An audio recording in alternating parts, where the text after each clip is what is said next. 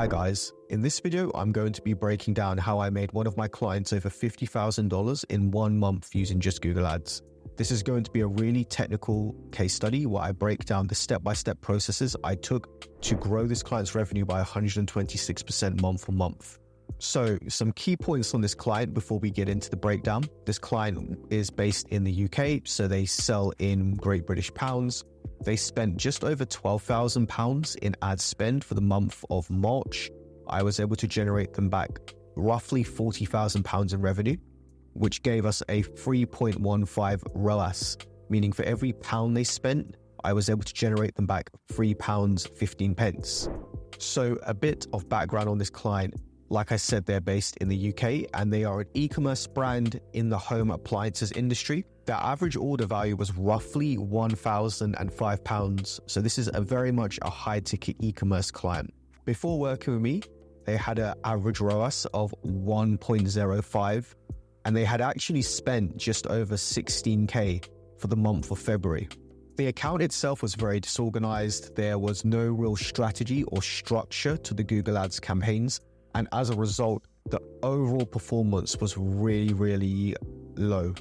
So a quick breakdown to compare February's results versus March's results. I was able to reduce total ad spend by 26%. I increased purchases by 97%, so almost double. CPA was reduced by 61%. Revenue grew month on month by 126%. And lastly, the ROAS grew from a 1.05 to a 3.15.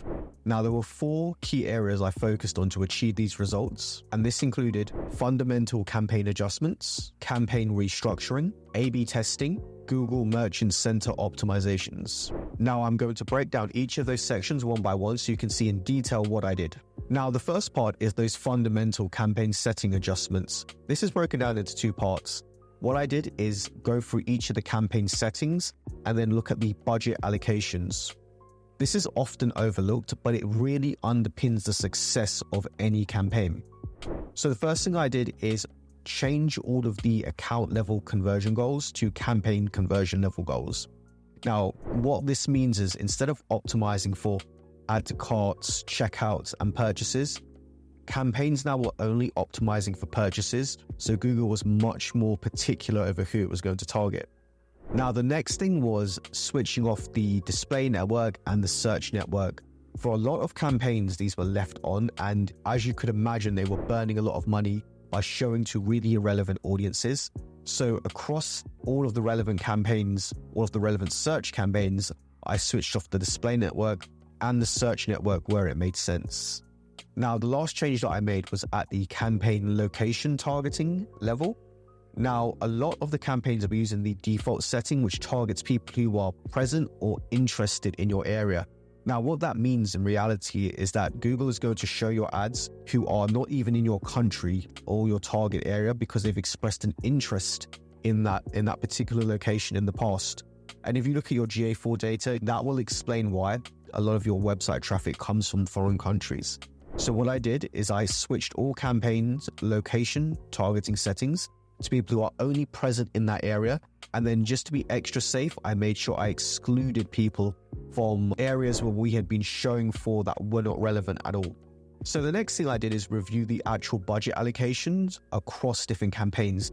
And the thing that stood out to me the most was that this client was over-investing in their branded campaigns. Now, they were spending around 40% of their budget just on branded campaigns. This particular brand didn't really have a large enough search volume on their brand name to justify that type of ad spend.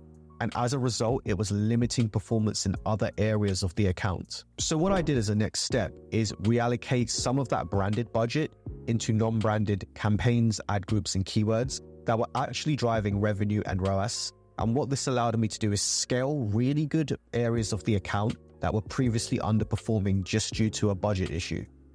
The next thing I focused on was campaign restructuring into more efficient builds that were optimized towards driving purchases.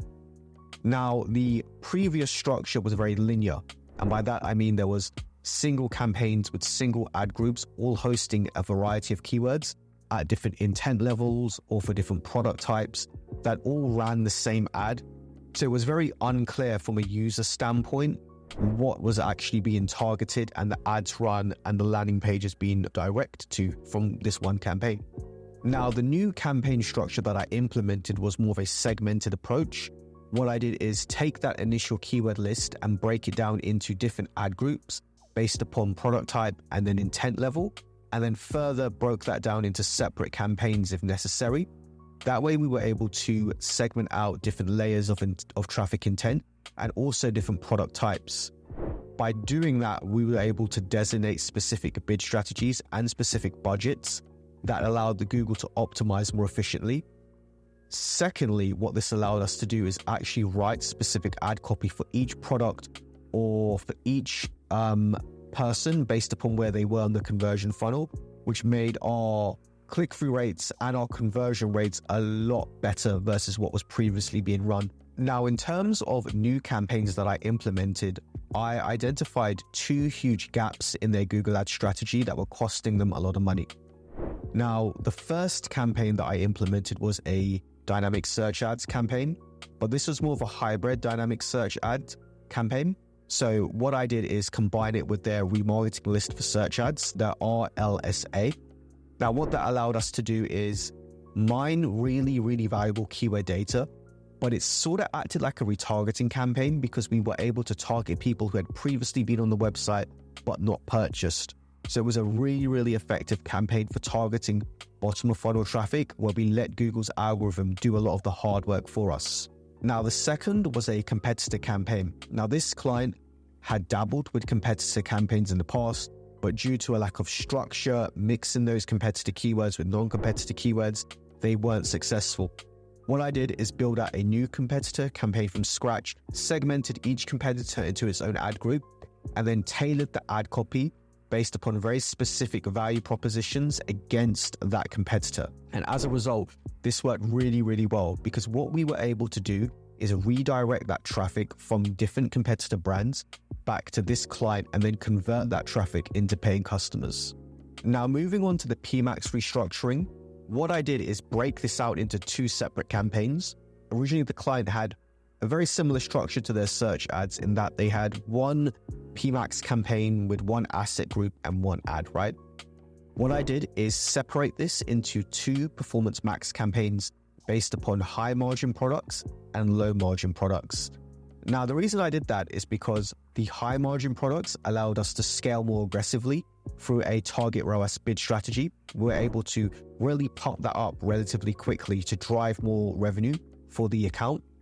The low ROAS one, not so much, but we were able to achieve a baseline for that really quickly as well, which again supported overall performance. Now, after breaking out those two PMAX campaigns into high margin and low margin, what I did is segment those campaigns into individual asset groups based upon the product types. Now, the reason for doing that is because each asset group, I was now able to tailor the targeting to that individual product and then further tailor the ads themselves, whether it was the ad copy, the static images, or the video assets to those particular products. Now, what that means is each campaign and then each asset group is now highly tailored to specific audiences looking for those specific products. And then as a result, we got way better conversion rates, way better ROAS, and ultimately a better performance versus the previous structure. So after restructuring the search and PMAX campaigns, I moved into the A/B testing phase. Now, the purpose of this was to identify what areas of the account I could scale quickly and what opportunities there were for improvement. The first area that I A/B tested was on the bid strategy side. I was using a target ROAS bid strategy for all campaigns, and the approach I took was to increase the target ROAS bid strategy by 20% every 5 to 7 days. Now, although this is a very aggressive bid strategy, I was only doing it incrementally, so 20%, give or take every week, right?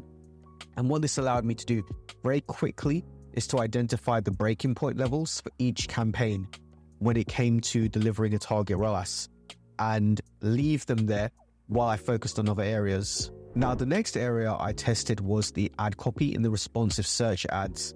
What I was doing was testing around 2 to 3 RSAs, each focusing on specific value propositions for each individual product.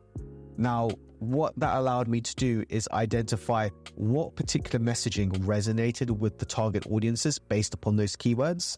And then from there, I was just pausing the underperforming ads and keeping the new ones live. Now, the final area I split tested was fairly simple. I was just running some very simple landing page split test. And I predominantly did this against the homepage versus specific product pages. And what I found was for competitor campaigns, homepages tended to convert better than product pages. With product-based search campaigns, product pages did tend to convert the best. So there was no real surprises there. But again, it's always good to split test these variables because you never really know what is going to drive those conversions for you.